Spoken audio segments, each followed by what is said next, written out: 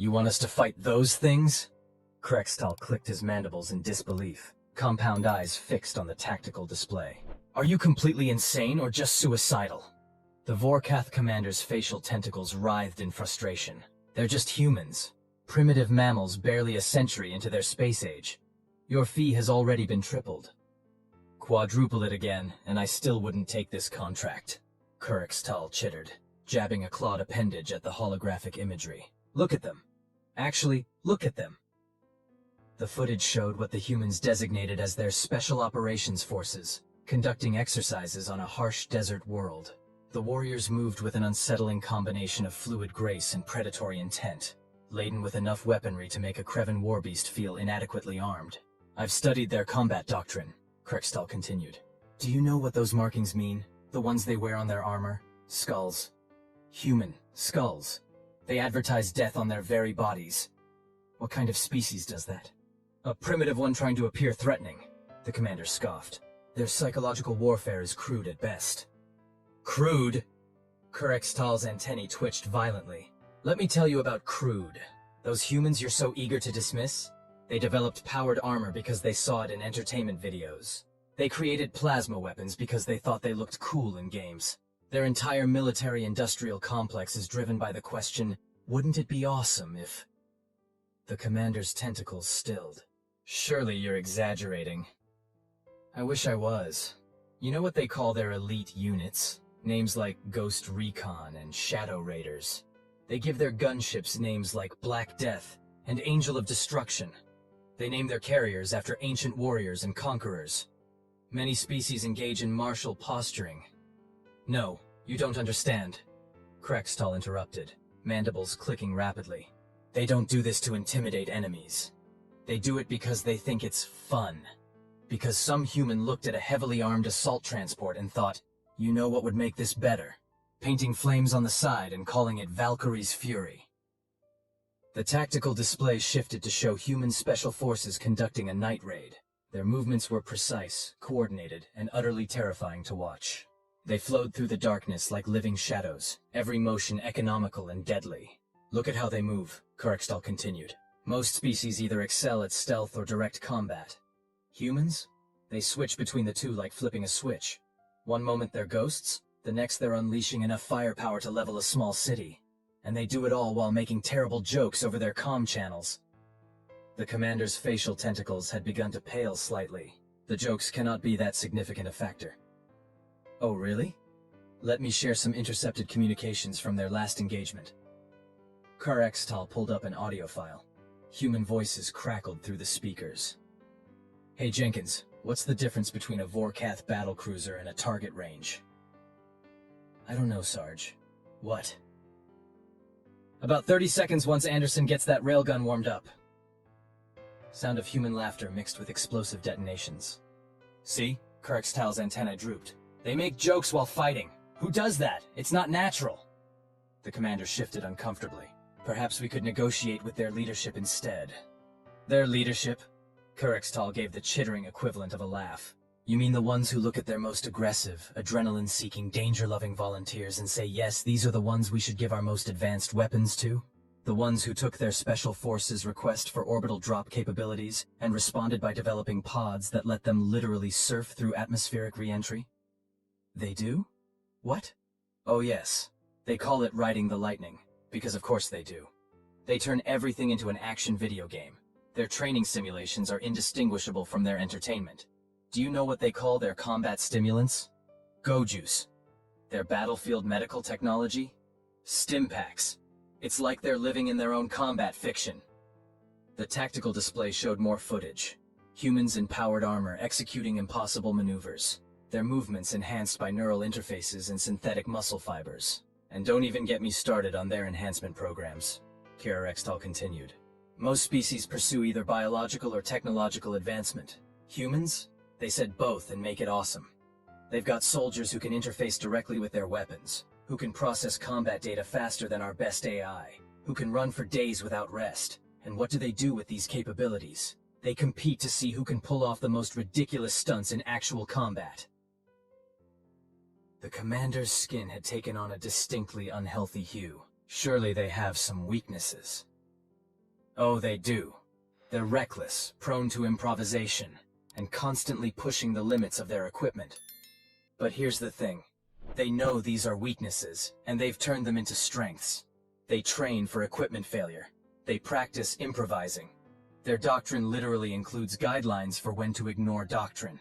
That's madness. Exactly. And that's why I'm not fighting them. Because the only thing more terrifying than their capabilities is their enthusiasm for using them. They don't just embrace combat. They enjoy it. They turn warfare into an art form, complete with its own culture, traditions, and inside jokes. The commander's tentacles had wrapped themselves into tight knots. Perhaps we should reconsider our expansion plans. Now you're thinking clearly, Krextal agreed. Because let me tell you the worst part. All those special forces we've been watching, those are their normal ones. They have even more elite units they keep secret. Can you imagine what those must be like? I'd rather not. Wise choice. Because I've heard rumors about their Black Ops teams. Stories about operators who can bend probability itself, who can step through dimensions, who can... Enough!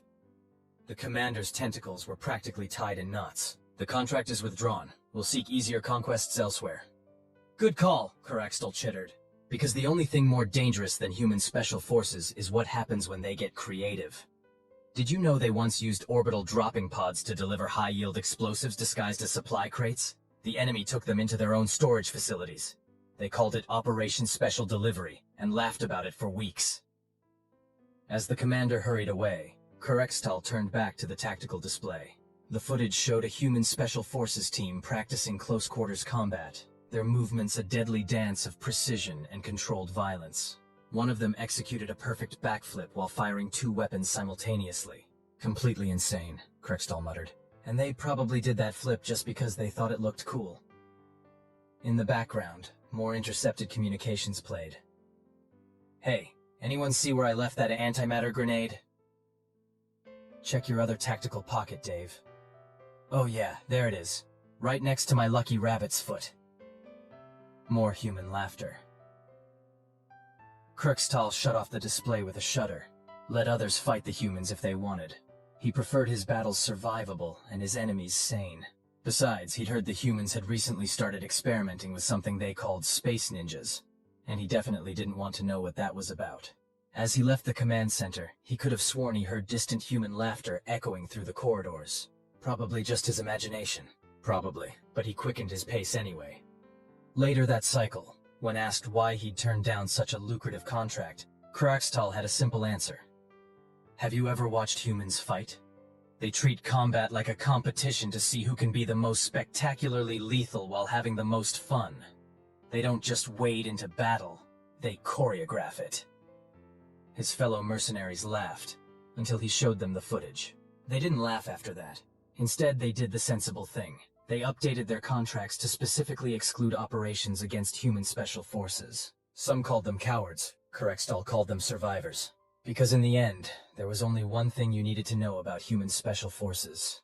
They were the kind of warriors who looked at the impossible, grinned and said, "Hold my beer." And anyone who knew humans knew that phrase never ended well for their opponents. Remember that time we turned down the Vorkath contract? Zixvac asked, mandibles twitching with barely suppressed amusement. Krextal's antennae flattened against his carapace. Don't remind me. Best decision I ever made, even if nobody believed me at the time. The mercenary lounge of Station 7 Echo was unusually crowded, filled with various species sharing war stories and contract information. Most were trying very hard to avoid discussing the latest news from the Outer Rim. Speaking of humans, a Tellarite mercenary commander called from across the room, their crystalline form catching the ambient light. Has anyone seen the footage from the Dorax incident? A collective shudder ran through the assembled warriors. Even the normally stoic Quantum Hive representatives dimmed their bioluminescence. You mean when those human operators decided to... Krextal paused, mandibles clicking rapidly as he searched for the right words. What did they call it? Improvise a tactical solution using locally sourced materials? That's the diplomatic version, the Tellarite chimed, their crystalline structure vibrating with suppressed mirth. What they actually said was, "Hey y'all, watch this." Those words, a veteran Mercian warrior growled, their fur standing on end.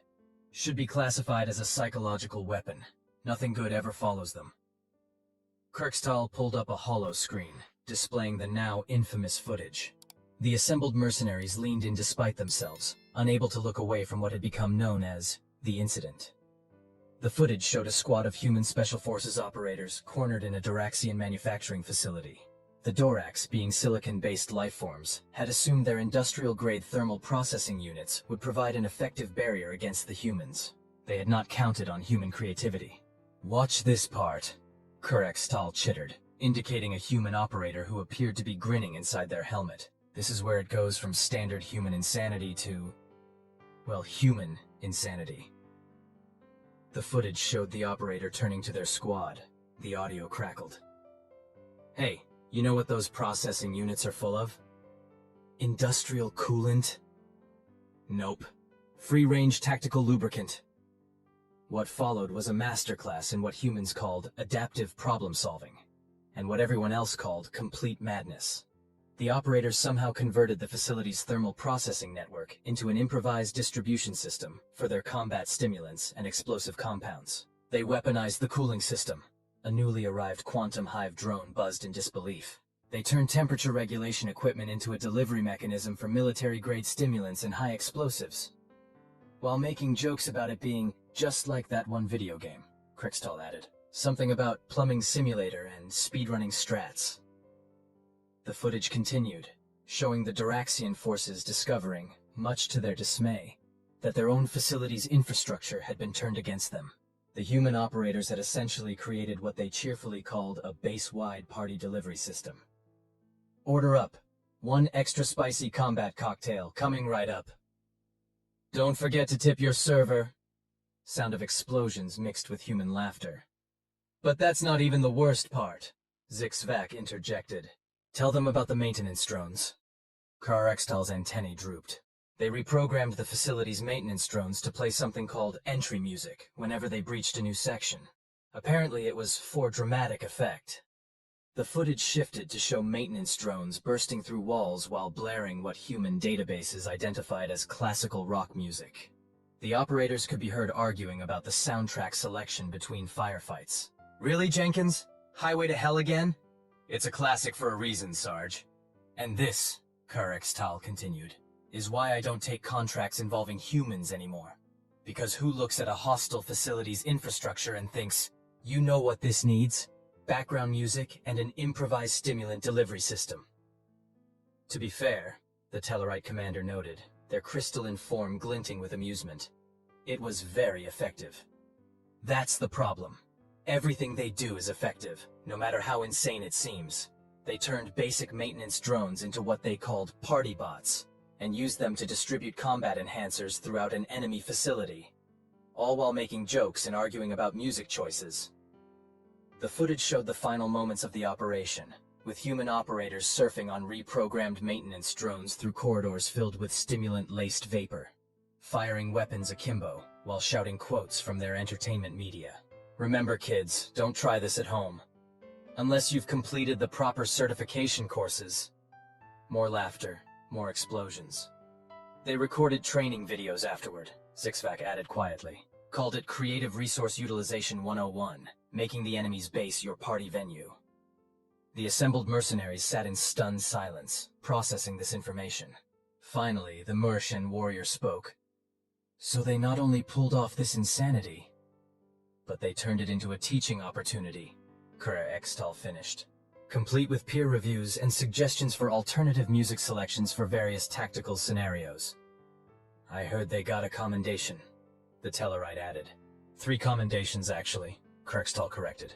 1 for mission success, 1 for creative resource utilization, and 1 for, and I quote, "maintaining optimal morale through appropriate musical accompaniment." The lounge fell silent again, broken only by the sound of contracts being updated to specifically exclude any operations where humans might be present. Even the Quantum Hive representatives, normally eager for any combat data, were rapidly revising their engagement protocols. The truly terrifying part, Kirkstall mused, is that this is probably one of their tamer operations. Imagine what their actual classified missions are like. "I'd rather not," chorused several voices. Wise choice, Krextal agreed. Because I've heard rumors about their latest training programs. Apparently they're teaching their operators something called parkour. The mass exodus from the lounge was immediate and unprecedented. Later, when updating the Mercenary Guild's official advisory documents, Krextal added a new warning. If you hear human Special Forces operators laughing during combat, retreat immediately. If you hear them say, "Hey, watch this," or "I've got an idea," retreat faster. And if you hear them discussing music choices for their operation, surrender. It's easier that way. The advisory was approved unanimously, because if there's one thing the galaxy's mercenary community had learned, it was this. The only thing more dangerous than human special forces was human special forces having fun. And they were always having fun. In the depths of space, aboard a human special forces transport, a sergeant reviewed the footage from the Dorax incident with their team. All right, people, what did we learn? Always check the facility's infrastructure for tactical repurposing opportunities. Music selection matters. Industrial coolant systems make excellent improvised delivery mechanisms. All good points, the sergeant nodded. But you're forgetting the most important lesson. What's that, Sarge? Next time we bring better speakers. Those maintenance drone audio systems were not doing justice to AC/DC. The resulting laughter echoed through the transport, causing nearby alien ships to nervously adjust their course. Just another day in human special forces. So, Krextal began, his mandibles twitching with what might have been suppressed laughter. Who's heard about the Nexus 9 situation? The mercenary lounge of Station 7 Echo, normally a hub of boisterous activity, fell into the kind of silence usually reserved for funeral ceremonies and bankruptcy proceedings. You mean the incident with the... Zixvac's antennae curled inward. The battle hymns? A collective shudder ran through the assembled mercenaries. Even the station's AI dimmed its ambient lighting, as if trying to distance itself from the conversation. That's the one, Krextal confirmed, pulling up yet another set of footage that nobody really wanted to see but couldn't help watching. Though the humans insist on calling it Operation Dropping Beats and Taking Streets. The holoscreen flickered to life, showing what appeared to be a standard urban pacification operation. Standard, that is, until the human special forces arrived. For context, Krextal explained, the Nexus 9 mining colony had been taken over by a particularly aggressive sect of quantum-scale engineers. They had developed a theoretical immunity to conventional psychological warfare. Theoretical being the operative word, a Vrax commander rumbled from their environmental tank. Exactly, Krextal chittered, because nobody's theoretical models accounted for humans turning psychological warfare into, well, this. The footage showed human operators advancing through the colony's streets, their powered armor's external speakers blasting what their databases identified as workout music. Each squad had apparently been allowed to choose their own theme song. Squad 3, this is Command. Your music selection is causing seismic disturbances. Sorry, Command, can't hear you over how awesome we are. Bass drops, followed by explosions timed to the beat. They synchronized their assault pattern to the music, Zixvac explained to a horrified group of newly arrived mercenaries. They called it tactical rhythm optimization. That's not even the worst part, Krextal added. Show them the footage from the central plaza. The holoscreen shifted to show a squad of human operators who had apparently decided that their assault on the colony's main administrative building needed what they called a proper soundtrack. They had somehow rigged the colony's emergency broadcast system to play something they referred to as boss battle music. Jenkins, what the hell is K-pop doing in our tactical playlist? Cultural victory, Sarge. They can't fight if they're too busy trying to figure out the choreography. Fair point. Sync up the breaching charges to the chorus. The footage showed the quantum engineers' defensive formations breaking down as they tried to process the sight of human special forces operators conducting room-clearing operations while perfectly synchronized to what appeared to be elaborate dance music. But here's where it gets really interesting, Krextal continued, his mandibles clicking rapidly.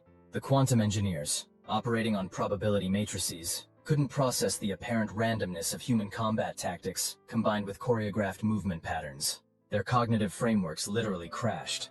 They tried to calculate the tactical advantage of backflips, Zixvac added solemnly. That was their first mistake. The footage showed the aftermath.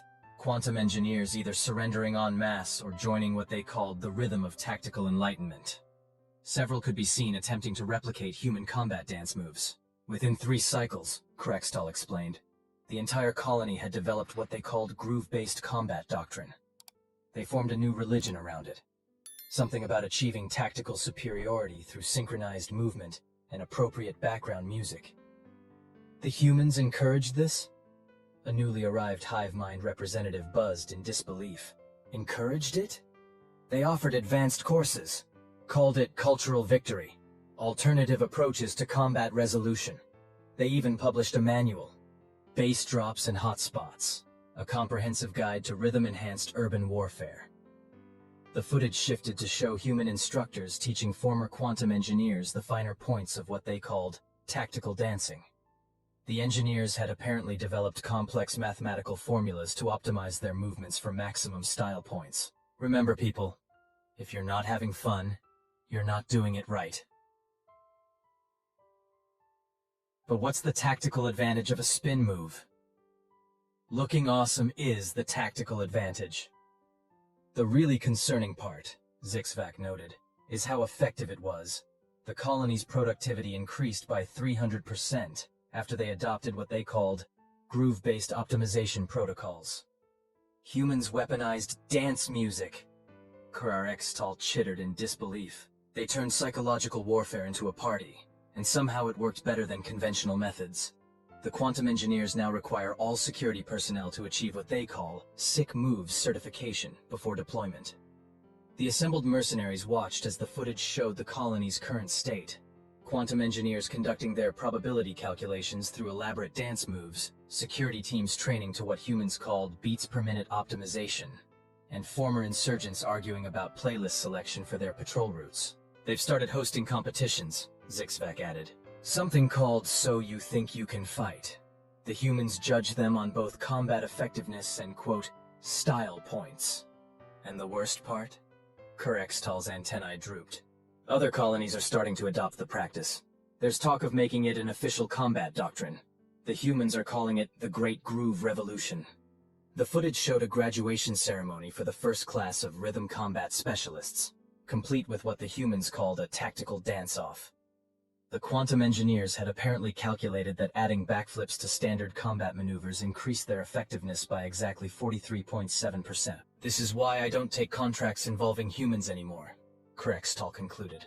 Because who looks at a hostile quantum engineering collective and thinks, you know what this situation needs? A dance battle. But it worked, someone pointed out. That's exactly the problem.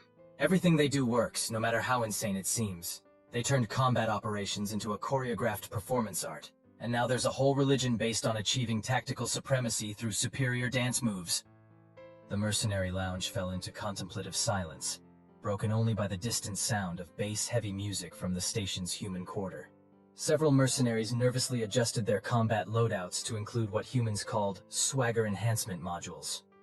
I heard, Zixvac said quietly, that they're developing something called tactical rap battles for diplomatic negotiations. The mass exodus from the lounge set a new speed record. Later, when updating the Mercenary Guild's advisory documents again, Krextal added another warning. If human special forces start playing music during combat operations, do not attempt to calculate the tactical advantage of their movements. There isn't one. They just think it looks cool, and somehow, that makes it work.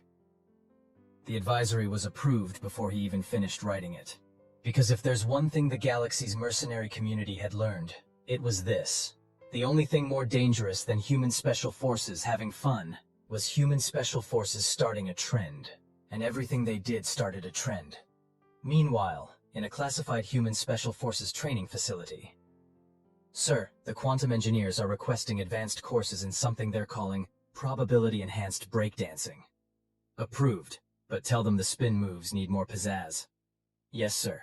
Should I add tactical choreography to the standard training curriculum? Better make it mandatory. Can't have our operators falling behind in the dance combat arms race we accidentally started. Sir, about that, several other species are requesting training in rhythm-based warfare. Well, you know what they say, Lieutenant. What's that, sir? The groove must flow. The resulting laughter echoed through the facility, causing several quantum probability matrices in the vicinity to spontaneously rewrite themselves to include dance moves. Just another day in human special forces. I swear by all quantum probabilities, the veteran Dravix commander declared, their crystalline form vibrating with poorly suppressed emotion. This is the absolute last time I underestimate human social protocols. The mercenary lounge of Station 7 Echo had become something of an unofficial support group for those who had encountered human special forces. Today's session was particularly well attended, given the recent events in the Epsilon sector. Let me guess, Krextal chittered, already pulling up his ever-growing database of human tactical absurdities. You encountered their new diplomatic integration specialists? Is that what they're calling them now? The Dravix's crystalline structure flickered with what might have been PTSD. We called them the T-Team. A ripple of understanding passed through the assembled mercenaries. Even the station's cleaning drones seemed to pause in sympathy. Oh no! Zixvac's antennae curled in recognition. You got the full British Special T-Service treatment, didn't you? The Dravix commander's crystals chimed in affirmation. We thought we had them cornered. Our forces had surrounded their position in the diplomatic quarter. We demanded their surrender, and they... A pause. They invited us in for tea. Classic BSTS move. Krextal nodded sagely, bringing up the footage. Show us what happened. The holoscreen flickered to life, displaying what started as a standard urban containment operation. Standard, that is, until the humans deployed what they cheerfully called tactical hospitality.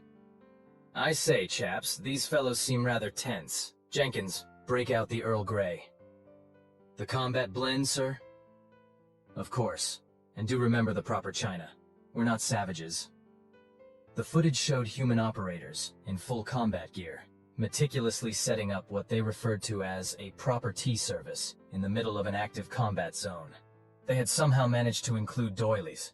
At first, we thought it was a trick, the Dravix commander continued. Some new form of psychological warfare.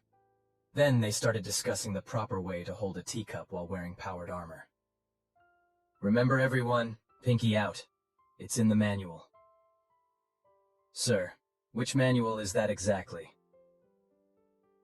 Advanced Combat Etiquette, Chapter 3, Tea Time Tactics. The footage showed increasingly confused Dravix forces watching as human operators debated the tactical advantages of different tea blends while simultaneously maintaining perfect combat readiness. But that's not even the worst part. The commander's crystals chimed distressingly. They had scones. Combat-grade scones? Zixvac asked sympathetically. With tactical clotted cream, the commander confirmed. They insisted there was a proper way to apply it. Had a whole briefing about it. Called it Operation Jam First. Krextal's mandibles clicked in understanding. Ah, you got the full Cornwall versus Devon tactical doctrine demonstration. The footage showed human operators engaging in what appeared to be a heated debate about proper scone preparation while casually disarming explosive devices and maintaining defensive positions. With all due respect, sir, the Devonshire method provides superior tactical coverage.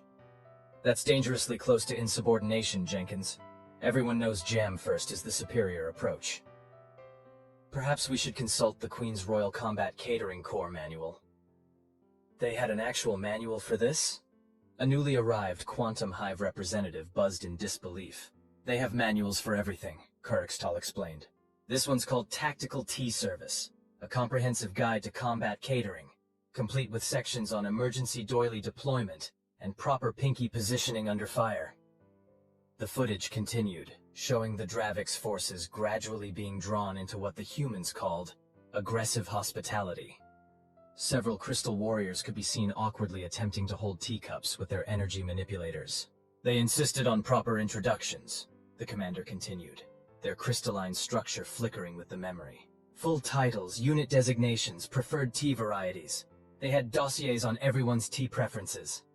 That would be their intelligence division, Zixvac noted. I heard they have a whole department dedicated to what they call tactical social engineering. The footage showed human operators conducting what they called synchronized tea service with military precision.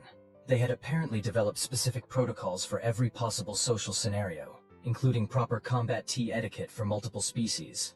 Jenkins, the Dravix commander's crystals are looking a bit dull. Offer them the special blend. The classified one, sir? Indeed. And do remember the proper serving temperature for crystalline life forms. We're not barbarians. Within 3 hours, the Dravix commander recalled. They had turned our containment operation into what they called a proper afternoon tactical tea session, complete with discussion groups about optimal scone preparation techniques. But did you actually drink the tea? Xtal asked carefully. Of course we did. They had specific blends optimized for crystalline biology. Do you know how rare that is? They called it their Special Forces selection. Said it was a closely guarded secret of their combat culinary corps. The footage showed the aftermath. Dravik's forces and human operators engaged in what appeared to be a highly civilized discussion about proper tea service protocols while maintaining full combat readiness. Several crystal warriors had adapted their energy fields to better hold the tiny cups. By the end of the day, the commander's crystals chimed resignedly. We had signed 3 trade agreements, established a cultural exchange program, and agreed to host monthly tea ceremonies. They called it Operation Steep and Keep, building better relations through superior tea service. And the scone dispute? Zixvac inquired. Ongoing. They've established a joint human Dravik's research committee to study optimal topping application sequences. The humans call it the Strategic Scone Initiative. The assembled mercenaries watched as the footage showed current conditions in the Epsilon sector. Regular tea ceremonies between human and Dravik's forces, complete with what the humans called tactical doily deployment, and heated debates about proper scone preparation. They've started certification courses, the commander added. Something called Advanced Combat Hospitality. The humans are training our forces in what they call tactical politeness. This is why I don't take contracts involving humans anymore, Xtal concluded. Because who looks at a military standoff and thinks, you know what this needs? Properly served tea and a debate about scones. But it worked, someone pointed out. That's the problem. Everything they do works. They turned combat operations into a social event, and now we have joint training exercises in tactical tea service. The mercenary lounge fell into contemplative silence, broken only by the distant sound of china clinking from the station's human quarter. Several mercenaries discreetly adjusted their loadouts to include what humans called emergency hospitality kits. Later, when updating the Mercenary Guild's advisory documents yet again, Xtal added another warning. If human special forces offer you tea, accept it. Their hospitality is as tactically precise as their combat operations, and refusing could lead to what they call aggressive tea deployment. The advisory was approved before the tea could cool, because if there's one thing the galaxy's mercenary community had learned, it was this. The only thing more dangerous than human special forces in combat was human special forces being polite. And they were always polite. Meanwhile, at a classified human special forces training facility, Sir, the Draviks are requesting advanced courses in what they're calling tactical etiquette. Approved. But tell them the doily deployment still needs work. Yes, sir. Should I add Combat Catering 101 to the standard curriculum? Better make it mandatory. Can't have our operators serving tea without proper tactical consideration. Sir, about that. Several other species are requesting training in advanced hospitality warfare. Well, you know what they say, Lieutenant. What's that, sir? The tea must flow. The resulting laughter echoed through the facility, causing several nearby tea sets to rattle in sympathy. Just another day in human special forces.